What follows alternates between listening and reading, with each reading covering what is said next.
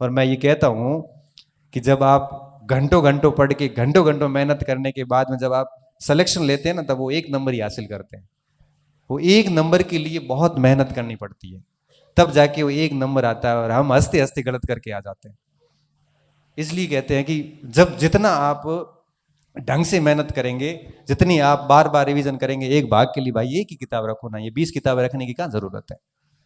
एक किताब तो कम से कम ठीक से याद करो। अपने घर पे लाइब्रेरी बना देते हैं और उस लाइब्रेरी में फिर कंफ्यूज होते हैं कि अब पढ़े क्या और छोड़े क्या इसमें।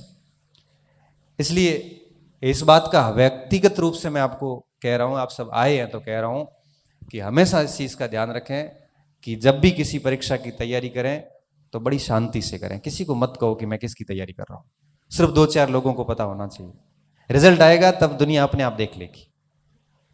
दूसरी बात, हर भाग के लिए एक एक मैटर रखे, चाहे नोट्स रखो, चाहे किताब रखो, जो भी रखो। आप किसी को पूछो मत मुझे क्या पढ़ना है, क्योंकि हर व्यक्ति अलग अलग राय देगा और उस राय में आप कंफ्यूज ऐसे होंगे कि आप लास्ट में डिसीजन नहीं ले पाएंगे कि मुझे किस किस मटेरियल को देखना है। हर भाग की एक ही किताब लेके और फिर गायब हो जाओ, फिर मत देखो कि क्या चीजें हो रही है दुनिया में। फिर आप इतना काम करिए कि अपने उस सिलेबस को बार बार पढ़िए, उसको जितना आप रिवीजन कर सकते हो करिए, इस फोन को जितना साइलेंट करके रख सकते हो रखिए, आप जितनी ज्यादा मेहनत कर सकते हो करिए।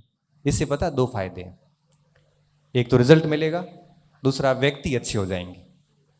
व्यक्ति अच्छा होने का क्या मतलब है, जब आप अपने आप को इतना पढ़ाई में डाल देंगे ना, तो ना तो आपको गलत आदतें पड़ेगी, ना आपको गलत चीजें याद आएगी, ना आप अपने आप को गलत लोगों के साथ डालोगे, ना आप अपने आप को इन चीजों में संलग्न करोगे जो आपका समय खराब करते हैं।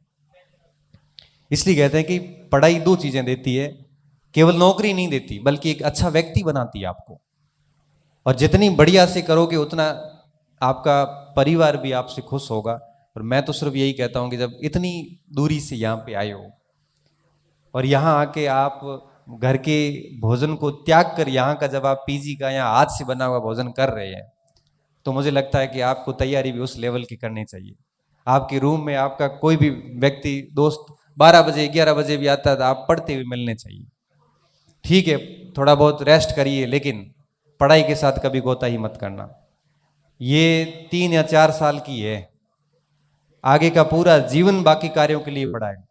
ये याद होने की क्षमता है 26-27 साल तक आते आते खत्म हो जाती है।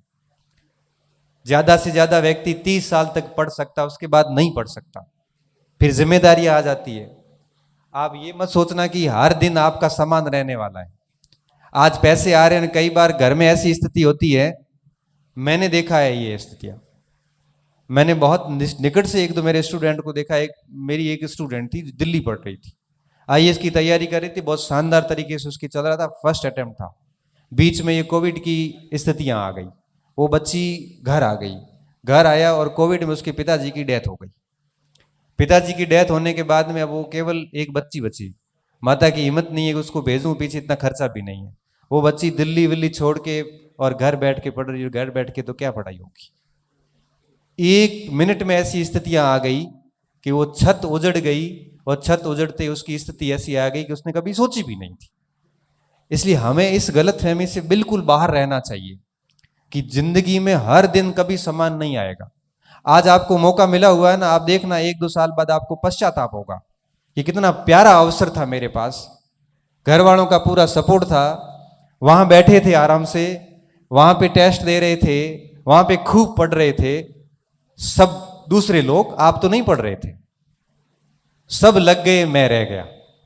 और रिग्रेट किसे कहते हैं, मैं हर बार बोलता हूं और आज फिर बोलता हूं कि एक अकस्मात कोई मर जाता तो उसे मौत कहते हैं, और कोई व्यक्ति हर दिन मरता है तो उसे क्या कहते हैं, पश्चाताप कहते हैं।